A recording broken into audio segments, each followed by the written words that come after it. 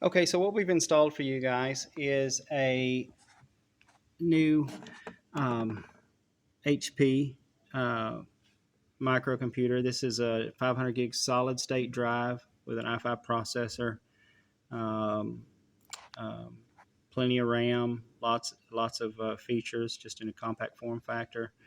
And then right next to it is our Kramer HDMI distribution. What this does is it takes HDMI in from the computer and splits it out to our two displays up front. One of them, the one on the left, is updating right now, but you can see the one on the right is extending the display.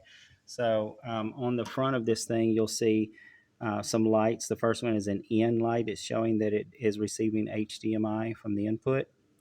And then you got link lights. Those two link lights are the two outputs. Those are Cat6 network cable outputs to the TVs. And then you've got actually that's showing that it is linked up with the receivers. And then that last one, that loop 1, 2 out on the outputs, that's showing that there is video passing through the receivers on the other end. So that everything should be good. If all the lights are on, everything's good. The loop output is an HDMI output from there that goes to the extended display monitor here that is going to show the same thing as those displays up front. So let's get into Easy Worship real quick. Let's see if we can get focused. Struggling. Okay, so we're going to open up Easy Worship right here. This is the demo version.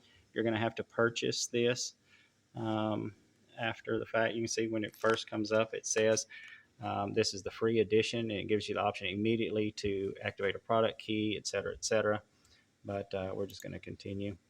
And there's Easy Worship, and it pops up right here. And since we are online via Wi-Fi, even though it is slow, we've got lots of stuff going on here. We've got all of the public domain songs. So in other words, if it's not a copyrighted song, which is most of the hymns, it's going to be in here. There's, for instance, just Amazing Grace.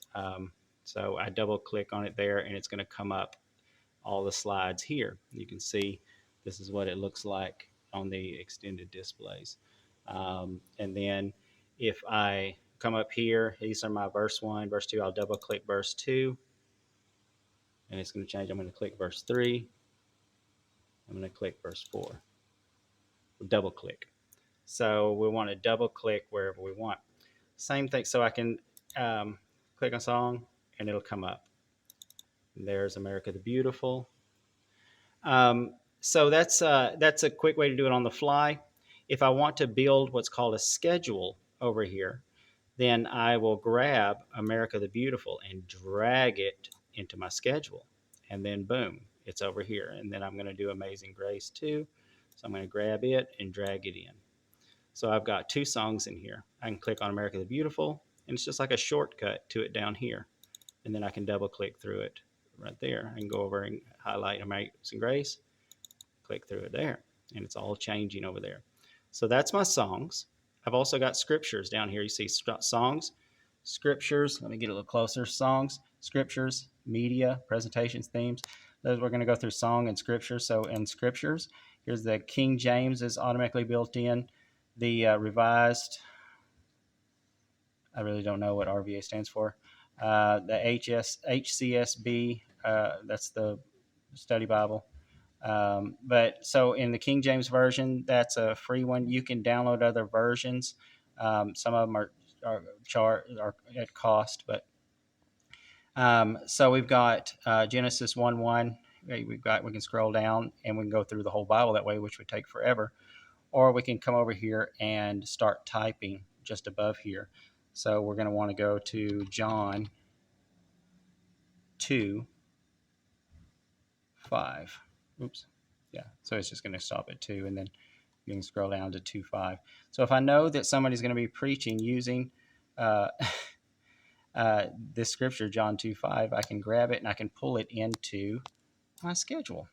And now I've got John 2:5 in my schedule, and I can highlight it and double click, and now the scripture comes up.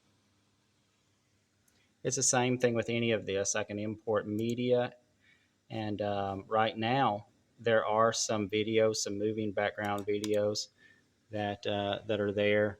I can double click on that. And but anyway, any videos, VBS videos, anything like that that you can download and put on here digitally, you can pull into this. And we just to add anything, we'll just hit the plus sign, and then you see we can add from somewhere on our computer, whether that's a flash drive or anything, and I can add it to my um, my little tray down here. So the same thing with songs. I can click plus and I can actually type in a song if I want to. So there are other features that are a little more in depth. That is the basics to get started. There is another subscription called Song Select where you can add copyrighted songs, and it is a monthly subscription to do so, so they can collect royalties. But over here, let me drag this in real quick. There we go. That shows what's going on out there a little bit. So over here, we also have some things here at the top. We've got a black button, and that takes the display to black. Well, of course, we've got our watermark, but that blacks out the screen. If there was no watermark, it'd be completely black.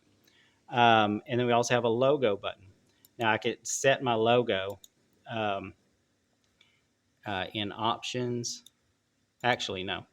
I can go to media and then images, and I can right click and use as logo background.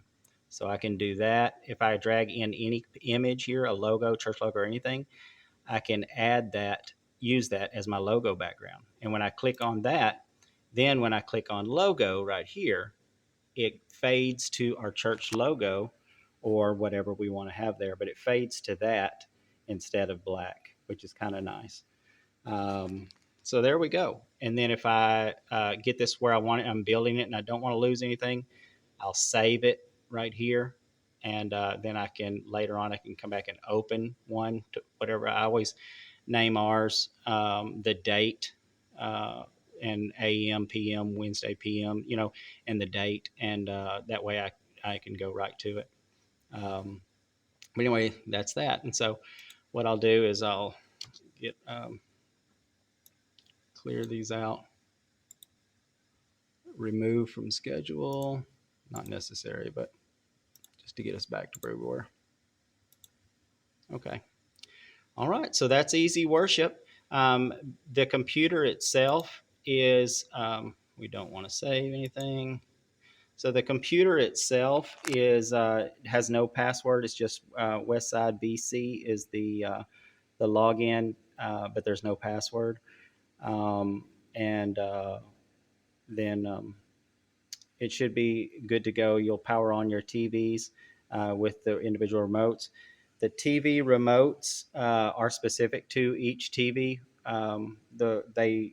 They are programmed. They have to be programmed to a TV. So one remote will not control both TVs. You will need both remotes for the two TVs up front to power them on. And then once those are powered on, you don't have to have them powered on. You have your monitor here, so you actually know what's going on in the extended display. So they don't have to be powered on.